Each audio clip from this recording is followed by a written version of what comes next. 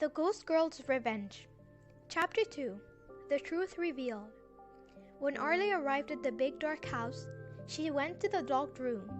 Arlie stood in front of the room staring at its door and thinking about entering, but she needed the key.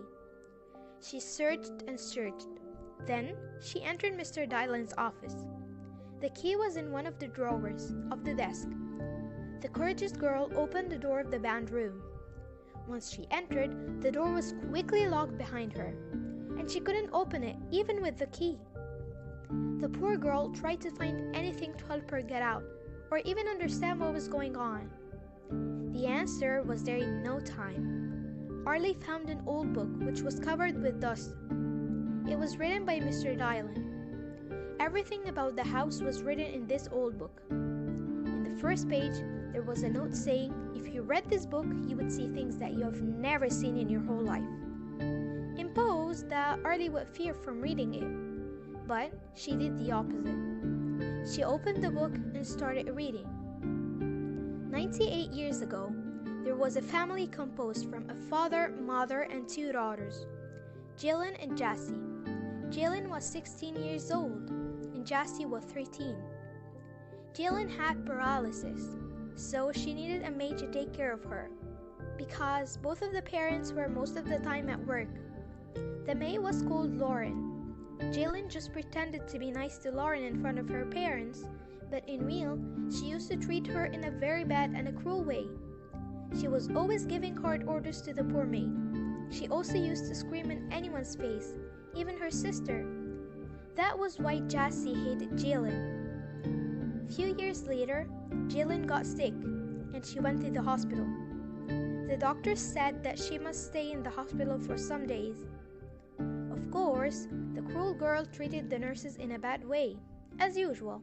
And one day, Jillian threatened the nurse by telling the principal that she used to treat her like a dog if she didn't help her to escape from the hospital. The nurse had nothing to do except to help her. Jillian was taken home. When they arrived, she asked the nurse to take her upstairs to her room. In the room, her sister Jessie standing beside the bed with a gun in her hand. Jillian thought that her sister wanted to kill her because she always wanted to take revenge from her.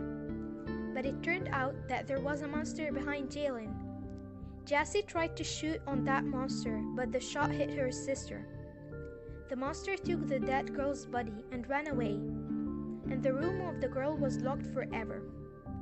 Of course, Jessie felt guilty for killing her sister. The family left the house a few months later. Then, Mr. Dylan bought the house and lived in it with his family. But Jillian's soul was still in the house, and it kept chasing Mr. Dylan and his family all their lives. Mr. Dylan wanted to take his family and move to another house, but he didn't have enough money, and he hadn't even finished the installments of this house. They tried to kill or kick out the soul, but they failed, and Jillian was the reason of Mr. Dylan's death. In a dark, cloudy night, when Mr. Dylan was driving back from work, he saw Jillian's ghost standing in the middle of the road. He tried to change the course, but he crashed into a tree. After Mr. Dylan's death, his family feared from living alone in this haunted house, so they moved to live with one of their cousins. That was all what was written in the book. At the end of the book, there was a warning. Don't open the locked room or you will be chased for your whole life.